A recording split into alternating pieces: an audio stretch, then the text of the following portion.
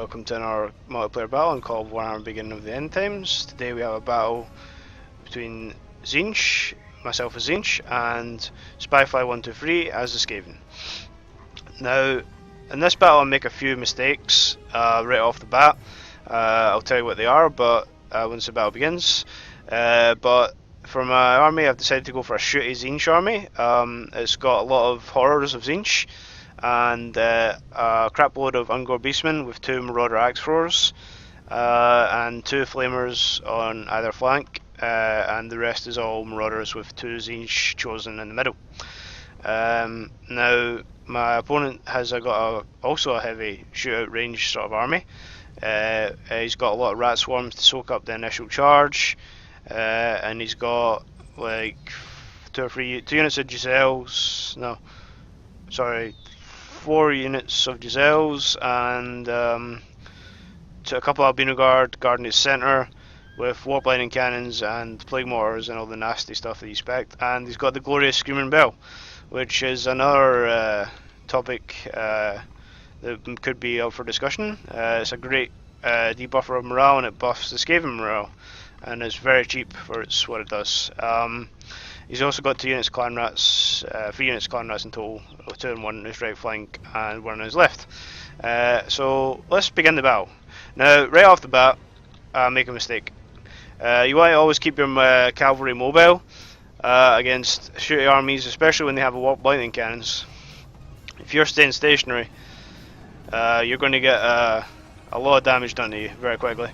I sent forward. The original plan was to send forward the Ungor raiders to soak up all his missile fire, but right off the bat, look at that, shot on the general, and the unit is now down to 8 men. That's basically killed the unit. So I just wasn't quick enough in microing my cavalry, and I realised that's my only cavalry. The horrors have moved into range of the Giselles, but they used the Ungor raiders as a meat shield to soak up the first sort of volley. And then they ran forward and again he gets another shot off on, and I think that's my general pretty much done right off the bat. Got 2 units of marauders coming in to try and counter snipe these, but now here comes the tzeentch firepower. The horrors are gloriously covering the advance of the marauders, try to burn down these rat swarms, and all for the glory of tzeentch. The flamers are coming in, they're a very slow unit, but they can pack quite a punch and they can burn these rat swarms. The idea was to send 2 flamers around either flank and burn the Giselles first. I probably should have made another tactical error by waiting my heavies in the middle, giving him nice sort of juicy targets for his warp lightning cannon.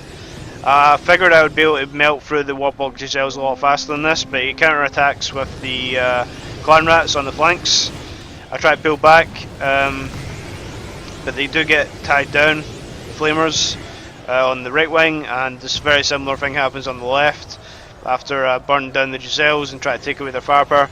He's got the warpfire thrower as well, which is giving him nice overarching shots onto my marauder sort of fodder wave. I try to kill all these rat swarms. There goes an excellent shot on the chosen. At this point I realised that my elites were pretty much done for, because I only brought 1 unit of tzeentch chosen. So he basically took out all the chosen in 2 shots from the warp lightning cannon. Excellent warp lightning cannon play. On this, he's not committed his elites yet. I should have probably committed my elites to around the flanks, but that's the benefit of hindsight. I was just trying to absorb all this fire from the Giselles and hopefully get some. I routed the clan rats on the left with the flamers, and I think I'm going on the right, trying to take out the Albino Guard and the all the nasty artillery pieces that have been plaguing me the whole game and just did a number on me. Try to get a bit of vengeance. Even if it's just consolation at this point, it's still a bit of vengeance. The tzeentch chosen are just getting wrecked. The Ungor raiders aren't really putting up much of a good missile barrage. They're very cheap and nasty, so you can't expect them to win you games, but they're only really good as a meat shield. I wouldn't rely on them for any kind of missile firepower. The horrors on the other hand are very good at stun locking enemies. but they will need some elite heavy support to do very well. Flamers have finally gotten around to the artillery pieces, but the Albino Guard have been committed now, and Albino Guard are one of the best halberd infantry units in the game. I'm burning the Warfire floor, getting them a taste of their own medicine. But at this point he's routed my main line, and there's really nothing to plug the gap and push on the momentum that the Flamers may have gained.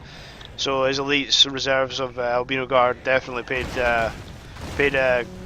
for him in this battle. He got some excellent warbling cannon shots, so he picked his targets correctly, and right off the bat basically killed my general, who's now finally dead, but the unit was made ineffective by the warbling cannon shots early in the game, so it wasn't going to do much. Yeah, my advice maybe is go more cavalry heavy, but at the same time the funds didn't allow for a lot of elite units on demons, because the demons are very expensive. I think half my costs were spent on that, on the demons. The disc sorcerers were just too expensive for this battle, and would have probably been ineffective anyway because of the warp elves, because they can snipe the disc mages and have very similar range. These flamers are still burning away at the Albino Guard, but not going to be enough, because I think Albino Guard are 2 HP, so those are dead flamer units. Also here, what's left of my tzeentch chosen are fighting the Albino Guard, but even if they're at full strength, I think they still have a hard time breaking the halberd stun lock system. The horrors have now been tied down, and Skaven win our glorious battle. So Skaven are a very good faction at the moment if you know how to play them. It would also help if you didn't have opponents like me that make stupid mistakes, but let's not be too critical. I did try my best, but I forgot to micro the cav right off the bat, and that mistake may have cost me the battle. Very good play to Spyfly, take nothing away from it, but that was the game, and the tzeentch chosen are now running away. Let's just see the stats. Right, very similar amount of kills again. I had a lot closer the army size than the other video, the Nurgle replay, which I recommend you go watch, because I'm trying different chaos factions at low funds, about 45k against Skaven. Let's see, my main killers were the Flamers of tzeentch, obviously, with 200 and 100 kills. The Ungor Raiders got about 20-30 kills, not very good. Marauders got about 50 kills, but that's on Rat Swarms, don't forget. The Chosen Knights of tzeentch were nullified in this battle, and the Axe Throwers did okay with 50 kills, and Marauders, Desolators didn't do well at all. I'd like to thank you for watching. If you enjoyed the video, please leave a like. If you haven't already, consider subscribing if you'd like to see more, and thank you for watching. Goodbye.